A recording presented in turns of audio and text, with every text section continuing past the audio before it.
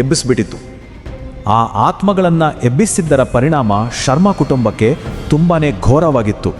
ಆ ಮನೆಯ ಶಾಪ ಈಗ ತನ್ನ ಮೊದಲ ಬಲಿಯನ್ನ ಕೇಳ್ತಾ ಇತ್ತು. ಆ ಘಟನೆ ನಡೆದ ದಿನದಿಂದ ವಿವೇಕ್ನ ಆರೋಗ್ಯ ದಿನೇ ದಿನೇ ಕೆಡೋಕ್ ಶುರುವಾಯಿತು. ಸದಾ ಭಯ, ಆತ್ಮಗಳ ಕಾಟ ಇದನ್ನೆಲ್ಲ ಸಹಿಸಲಾಗದೆ ಆ ಪುಟ್ಟ ಜೀವ ಕೆಲವೇ ದಿನಗಳಲ್ಲಿ ತೀರಿ ಹೋಗುತ್ತೆ.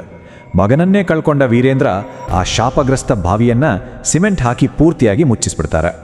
ಮತ್ತೆ ಅದೇ ರಾತ್ರಿ ತನ್ನ ಕುಟುಂಬದ ಜೊತೆ ಆ ಮನೆ, ಅಷ್ಟೇ ಯಾಕೆ ಆ ನಗರವನ್ನೇ ಬಿಟ್ಟು ಹೋಗ್ತಾರೆ. ಮತ್ತೆಂದು ಅವರು ವಾಪಸ್ ಬರಲೇ ಇಲ್ಲ.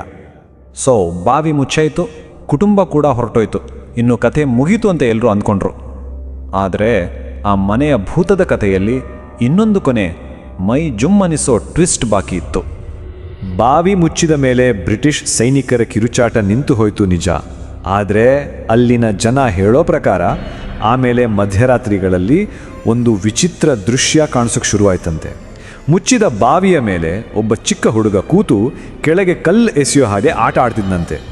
ಆ ಹುಡುಗ ಬೇರೆ ಯಾರೂ ಅಲ್ಲ, ವಿವೇಕ್. ಆ ಮನೆಯ ಶಾಪಕ್ಕೆ ಈಗ ಅವನೇ ಒಂದು ಹೊಸ ಸೇರ್ಪಡೆಯಾಗಿದ್ದ. ದಶಕಗಳು ಕಳೆದೋಗಿವೆ.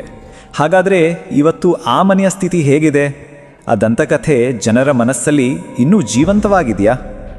ಅಲ್ಲಿನ ಜನ ಇವತ್ತಿಗೂ ಅದನ್ನು ಭೂತ ಬಂಗಲೆ ಅಂತಲೇ ಕರೆಯೋದು.